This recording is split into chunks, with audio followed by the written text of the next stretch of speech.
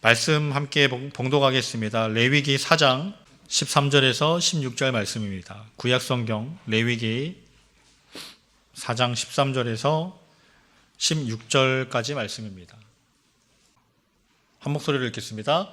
만일 이스라엘 온 회중이 야훼의 계명 중 하나라도 부지 중에 범하여 허물이 있으나 스스로 깨닫지 못하다가 그 범한 죄를 깨달으면 회중은 숫송아지를 속죄제로 드릴지니 그것을 회막 앞으로 끌어다가 회중의 장로들이 야훼 앞에서 그 숫송아지 머리에 안수하고 그것을 야훼 앞에서 잡을 것이요 기름 부음을 받은 제사장은 그 숫송아지의 피를 가지고 회막에 들어가서 아멘. 할렐루야. 할렐루야. 오늘도 좋은 일이 일어납니다. 오늘 하루 동안 하나님께서 우리에게 베푸신 좋은 일들이 우리 일상생활 범사에 넘쳐나기를 간절히 축원합니다. 오늘 새벽에는요, 죄를 지은 사람은 야훼 앞으로, 죄를 지은 사람은 야훼 앞으로라는 제목으로 하나님 말씀 선포하겠습니다. 성경에서 레위기는 이렇게 시작합니다. 레위기 1장 1절 한번 찾아볼까요? 우리 레위기 1장 1절 말씀입니다. 레위기가 어떻게 시작을 하는지, 어떠한 흐름인지 한번 찾아보도록 하겠습니다. 레위기 1장 1절입니다. 야훼께서 회막에서 모세를 부르시고 그에게 말씀하여 이르시되. 레위기는 방금 우리가 읽었던 것처럼 하나님께서 모세에게 말씀하신 내용입니다. 하나님의 말씀을 기록하고 있다라는 거죠. 그 내용이 무엇인가 보니까 제사를 드리는 율법, 그리고 그런 방법들, 제사를 드리는 사람들의 어떤 태도와 모습들, 준비하는 모든 과정을 다 말씀해 주셨다라는 거예요. 그래서 이 제사를 말씀하셨다. 하나님께서 모세를 특별하게 불러서 제사를 말씀하셨다는 것은 어떤 뜻이 있는가 보니까 하나님께서는 우리의 제사를 받기를 원하신다라는 거예요. 하나님은 제사를 원하십니다. 그러면 이 제사의 핵심이 무엇인가 보니까 죄사함입니다. 죄사함. 제사를 통해서 우리가 죄사함을 얻게 돼요. 제사를 드리는 이유와 그리고 목적과 그 결과는요, 다 죄사함을 얻기 위해서입니다. 우리는 죄인이기 때문에 제사를 드려야 되고요, 이 제사를 통해서 죄사함을 얻게 됩니다. 마찬가지로 하나님께서 모세를 불러서 이 죄사함에 대해서 말씀하셨다는 것은 무슨 뜻입니까?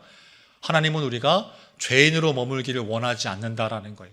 하나님은 우리가 죄사함 받기를 원하십니다. 그래서 모세에게 제사를 드릴 것을 특별하게 말씀하셨어요.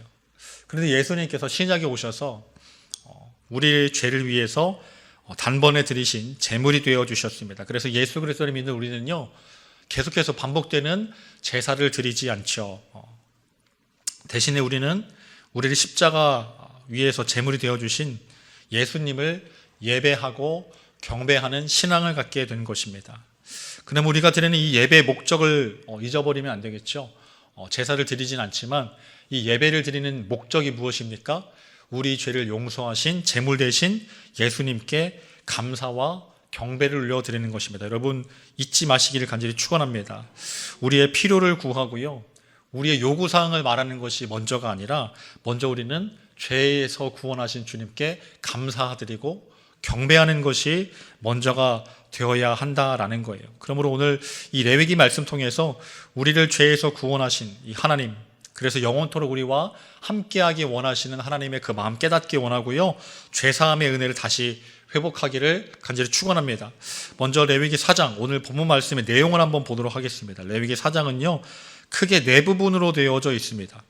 이 첫 번째 부분이 1절부터 12절까지입니다. 레위기 4장 1절에서 12절 말씀 보니까 제사장이 죄를 범했을 때, 이 제사장이 죄를 범했을 때는 어떻게 해야 하나, 이 제사장의 죄사함을 드리는 이 제사에 대해서 기록하고 있습니다. 두 번째 부분은 13절부터 21절까지입니다. 13절부터 21절까지 공동체가 죄를 범했을 때는 어떻게 이 죄사함의 제사를 드려야 되나, 그것을 상세하게 기록하고 있고요. 세 번째는 22절부터 26절까지 이스라엘의 지도자가 죄를 범했을 때는 이렇게 해라. 22절부터 26절까지는 이스라엘의 지도자가 죄를 범했을 때는 이렇게 제사해라. 그리고 마지막 네 번째 부분은 27절부터 35절까지입니다. 한 개인이 죄를 범했을 때, 개인이 죄를 범했을 때에는 이렇게 제사를 드려서 죄사함을 얻으라라고 말씀하고 있다라는 것입니다. 이 레위기 4장을 통해서 우리가 만나는 하나님은 어떤 하나님인가 보니까 제사장, 공동체, 지도자, 또 어떤 한 사람, 한 부분일지라도 죄로부터 자유하기를 원한다라는 거예요. 죄에 묶여있지 않기를 원합니다. 죄에 빠져있지 않고요, 구원받기를 원하시는 하나님이라는 것을 알 수 있다라는 거예요. 신약에 이런 말씀이 있죠. 진리를 알지니 진리가 너희를 자유롭게 하리라. 여기서 진리는 예수 그리스도입니다. 예수님. 우리는 예수님을 통해서 자유함을 얻게 되는 거예요. 오늘 하루 동안에도 하나님께서 원하시는 자유가 예수 그리스도를 통해서 구원의 은혜를, 또 그 자유함을 우리 하루 동안 풍성히 누릴 수 있기를 간절히 소망합니다. 이 죄에 무뎌진 사람도요, 구원의 감격에 무뎌진 사람도요, 오늘 말씀 붙잡고 새로운 은혜 누리시기를 간절히 소망합니다. 이 첫 번째는 하나님 앞에 자유가 있다라는 거예요. 오늘 첫 번째는요, 하나님 앞에 자유가 있다라는 것입니다. 오늘 말씀에서 이 죄에서 자유하게 되는 장소를 말씀하고 있습니다. 어떤 특별한 장소를 말하는 건 아니고요, 반복되는 한 장소를 계속해서 기록을 하고 있어요. 우리 오늘 말씀 4장 4절 말씀 한번 볼까요? 4장 4절, 죄에서 자유하게 되는 이 곳이 어디인지 4장 4절 함께 확인하겠습니다. 그 숫송아지를 회막문 야훼 앞으로 끌어다가 그 숫송아지의 머리에 안수하고 그것을 야훼 앞에서 잡을 것이요. 아멘. 이 제사장이 죄를 지었으면 어디로 가야 됩니까? 우리가 죄를 지으면 어디로 가야 됩니까? 여기 기록하고 있죠. 회막문 야훼 앞으로. 야훼 앞으로. 죄를 지은 사람은요, 야훼 앞으로 나오라는 거예요. 죄인들이 서야 할 곳은 하나님 앞이라고 말씀하고 있습니다. 죄인은 하나님 앞으로 나와야 구원을 받을 수 있습니다. 그러므로 우리가 죄를 지었을 때는 여러분 가만히 있는 게 아니고요, 하나님 앞으로 자꾸만 나가야 됩니다. 전도한 사람이 있습니까? 그 전도한 사람과 자꾸만 예배를 드리는 이유가 뭐예요? 익숙해지라고 먼저가 아니죠. 죄를 밝히는 거예요. 그 사람 안에 있는 하나님 앞에서 죄를 자꾸만 밝혀서 죄인을 의인되게 만들고 예배하는 사람을 만들고 함께 예배할 수 있는 은혜를 누리기 위함입니다. 바로 죄 때문이에요. 이 예배를 드릴 때 하나님 앞에서 죄가 드러나고 그때부터 자유를 얻게 된다라는 것입니다. 그래서 우리는요, 자꾸만 하나님 앞으로 나가야 됩니다. 새 가족들과도 자꾸만 예배의 기회를 만들고 자유하는 기회를 만들고 하나님 앞에서 자유하게 되는 여러분 기적을 체험하시기를 간절히 축원합니다. 날마다 전도하시고 또 전도하는 사람과 예배하고 그 예배하는 목적이 바로 죄사함이다. 자유함을 얻기 위해서다. 그래서 이 4장 4절 우리가 한 절 말씀만 읽었는데요, 레위기 4장에서는요 야훼 앞으로라는 말을 총 9번이나 기록하고 있습니다. 반복해서 4절에 2번 기록하고 있고요, 그리고 6절에 7절에 15절에서도 2번 기록하고 있고요, 17절, 18절, 24절, 그래서 총 9번 하나님 앞에 나올 것을 강조하고 있습니다. 죄를 범하면 어떻게 해라? 하나님 앞으로 나와라. 9번 강조하고 있습니다. 오늘 하루 우리 죄인된 우리가 서야 할 곳 어디입니까? 하나님 앞으로 나아가는 곳, 하나님 앞에 서시기를 간절히 원합니다. 하나님 앞에 나가면요, 용서함을 받고요, 구원함을 얻고요, 자유를 얻게 돼요. 편안합니다. 그런데 죄 짓고 숨으면요, 구원이 없어요. 하나님 앞으로 나오지 않으면요, 방법이 없습니다. 구원받을 방법이. 그래서 자꾸만 데리고 나와야겠죠. 우리 주변에도 아직까지 예배가 회복되지 않은 분들이 있다면 여러분 자꾸만 하나님 앞으로 예배하는 기회를 만드시기를 바랍니다. 오늘 하루 우리 주님 앞에서 더욱더 주님께 가까이 나아가는 우리 모두가 되기를 예수 이름으로 간절히 축원드립니다.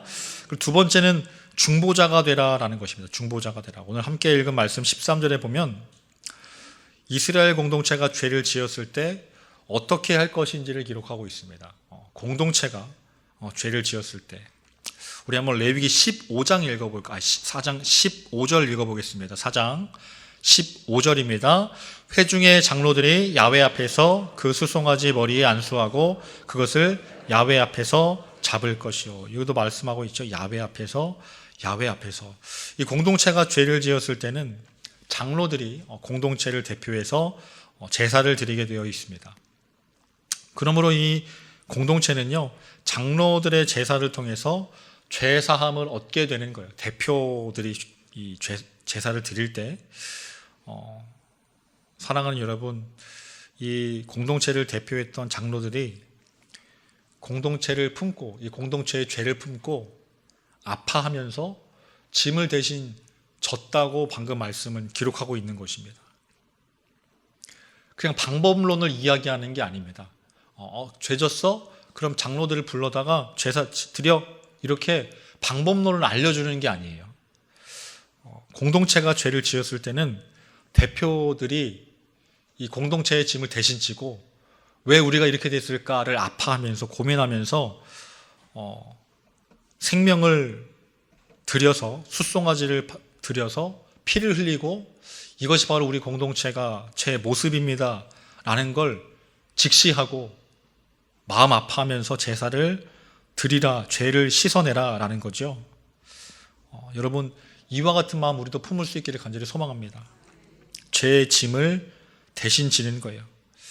여러분, 생각할 때마다 기도할 때마다 마음이 아픈 공동체가 있어야 됩니다. 마음이 아픈 사람이 있어야 돼요. 고민하게 되는, 내 마음을 아프게 하고 답답하게 하는 공동체와 사람이 있어야 됩니다. 이스라엘 공동체는요, 이 죄의 짐을 대신 졌던 사람들 때문에 깨끗해지고 거룩해질 수 있었어요. 죄의 짐을 진 사람이 있었기 때문에. 저에게도 생각을 해보니까 마음 아픈 공동체가 있습니다. 어느 순간부턴가 언제부턴가 참 가슴이 답답하고 막막하고 정말 제 힘으로 할 수 없다라고 생각하는 공동체가 있습니다. 그래서 도대체 이런 마음이 왜 들까라고 생각해 봤는데 하나님께서 주신 것 같아요. 하나님께서 생각만 해도 답답한 마음을 주셨고요. 그 공동체를 위해서 기도하라고 그런 마음을 주신 것 같아요. 그래서 저는 이 답답한 마음이 신경 쓰이고 막 압박감이 들고 이 느낌이 하나님께서 주신 마음이라고 확신합니다. 그래서 기도하고 있어요.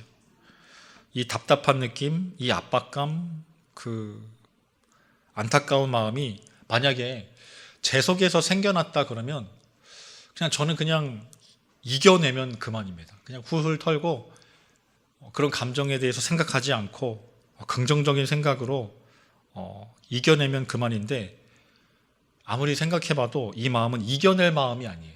그 공동체, 그 사람들이 정말 너무나 안타깝습니다. 하나님께서 주셨기 때문에 기도해야 하는 마음이라고 생각이 들고 그래서 순종하는 마음으로 그들을 생각하면서 기도하고 하나님의 구원과 하나님의 도와주심을 선포하고 있습니다. 하나님께서 제게 맡겨주신 짐이죠. 저는 여러분에게도 하나님께서 그런 짐을 맡겨주셨다고 생각합니다. 확신합니다. 여러분에게는 짐을 맡기셨어요. 왜 그런가 하면 새벽 기도에 나오셔서 이렇게 기도하는 분들이 공동체의 짐을 안 지면 누가 집니까? 기도하는 분들이 공동체를 생각하면서 마음 아파하지 않고 그러면 누가 마음 아파하겠습니까? 그래서 저는 확신합니다. 여러분께서 이 새벽에 하나님께서 부르셔서 나오셨다는 건 맡겨주실 짐이 반드시 있다라는 거예요. 생각만 해도 답답하고 아프고 그래서 기도할 수밖에 없는 사람들 그리고 그 공동체 분명히 있을 것입니다. 여러분 모른 척하지 말고요. 기도할 수 있기를 간절히 소망합니다. 아무것도 할 수 없을지라도 하나님께 매달릴 수 있기를 간절히 소망합니다. 막막해서 어떻게 기도할지 모르겠어서 저는 그냥 그 사람들 이름만 불렀어요. 이름만 막 오랫동안 불렀는데도 마음 가운데 하나님이 그들 이름을 듣고 싶었다. 이들을 위한 기도를 듣고 싶었다라는 확신이 있습니다. 무슨 일이 벌어지진 않았어요. 아직까지 계속 기도하고 있고요. 기도할 겁니다. 여러분들도 포기하지 않고 아픈 분들을 위해서 맡겨주신 짐들을 위해서 기도할 수 있기를 간절히 소망합니다. 우리 시편 90편 13절 말씀 한번 읽어보겠습니다. 시편 90편 13절입니다. 야훼여 돌아오소서 언제까지니까 주의 종들을 불쌍히 여기소서. 아멘. 방금 읽었던 이 시편 90편은요. 모세의 기도를 기록한 시편입니다. 모세의 기도. 이 모세가 이스라엘의 대표로 부름을 받았죠. 그래서 지도자로서 40년 동안 대표로 활동을 했는데 이 백성들을 위해서 기도하는 내용이 여기에 기록되어 있습니다. 그 내용을 보니까 방금 끝에 있는 말씀 기억하십니까? 불쌍히 여기소서입니다. 불쌍히 여기소서. 하나님 불쌍히 여겨주세요. 하나님 긍휼히 여겨주세요. 우리 백성들을 불쌍히 여겨주십시오가 모세의 기도였어요. 여러분, 이 짐을 지고 있는 모세의 이 답답함이 느껴지십니까? 이 무거움이 느껴지십니까? 하나님 불쌍히 여겨주세요. 여러분, 이 새벽에 모세의 답답함이 우리들 마음 가운데도 느껴지기를 간절히 소망합니다. 이 답답한 마음이 있어야, 무거운 마음이 있어야 기도할 수 있어요. 짐이 느껴지지 않으면 기도할 수 없습니다. 만약에 우리 기도 제목 안에 우리를 답답하게 하는 공동체나 사람이 없다면요, 이 새벽에 기도했으면 좋겠어요. 하나님, 제게도 맡겨주세요. 제게도 짐을 주시고 기도할 수 있도록, 이 답답한 마음을 가지고 하나님께 중보할 수 있도록 짐을 주십시오라고 기도했으면 좋겠습니다. 아버지께서 찾으시는, 아버지께서 마음 아파하시는 그들을 위해서 중보할 수 있는 새벽 되기를 간절히 소망합니다. 불쌍히 여겨주십시오 라는 이 중보 기도를 하나님께서 들어주실 줄로 믿습니다. 그래서 우리 순복음 강복교회 우리 주변에 있는 많은 분들이 예배가 회복되고 또 주님을 향해서 자유함을 얻게 되는 놀라운 구원의 역사가 나타나고, 우리 이웃들이 생명을 얻고, 우리 짐을 진 분들 때문에 풍성이 얻는 믿음의 역사가 있기를 간절히 축원합니다. 여러분, 우린 짐 져야 됩니다. 무겁고 답답하고, 그래도 그 마음 가지고 하나님 앞으로 나아가야 돼요. 중보자가 있어야 구원의 역사가 나타납니다. 모세 한 사람을 통해서 이스라엘 백성들이 가나안 땅에 들어갔습니다. 생명을 얻게 됐습니다. 오늘 이 새벽에도 우리에게 맡겨주신 짐을 지고 또 하나님 앞으로 더 가까이 나아가는 우리의 기도를 하나님께서 들으시고 응답하실 줄 믿습니다. 기도하겠습니다. 우리의 모든 죄를 깨끗하게 하시고 구원하기 원하시는 하나님 아버지, 이 자복하며 회개하며 나아갈 때에 십자가 보혈로 깨끗하게 하여 주시옵소서. 또 우리에게 맡겨주신 짐을 지고 나아가기 원합니다. 주님, 기다리시고 또 원하시는 그 짐, 그 공동체, 그 사람들을 우리에게 맡겨주셨사오니 하나님, 우리가 이 안타까운 마음을 가지고 주님의 마음을 품고 중보하며 나아갑니다. 주님, 이 새벽에 이 중보의 기도를 들으시고 구원으로 역사하여 주시옵소서. 수고하고 무거운 짐진 자들 이 기도를 다 들어주시고 또 공동체마다 생명을 얻고 풍성히 얻는 귀한 역사가, 살아나는 역사들이 있게 하여 주시옵소서. 오늘도 주신 말씀 감사합니다. 예수님 이름으로 기도드립니다. 아멘. 하늘에 계신 우리 아버지여, 이름이 거룩히 여김을 받으시오며 나라가 임하시오며 뜻이 하늘에서 이루어진 것 같이 땅에서도 이루어지이다. 오늘 우리에게 일용할 양식을 주시옵고 우리가 우리에게 죄 지은 자를 사하여 준 것 같이 우리 죄를 사하여 주시옵고 우리를 시험에 들게 하지 마시옵고 다만 악에서 구하시옵소서. 나라와 권세와 영광이 아버지께 영원히 있사옵나이다. 아멘.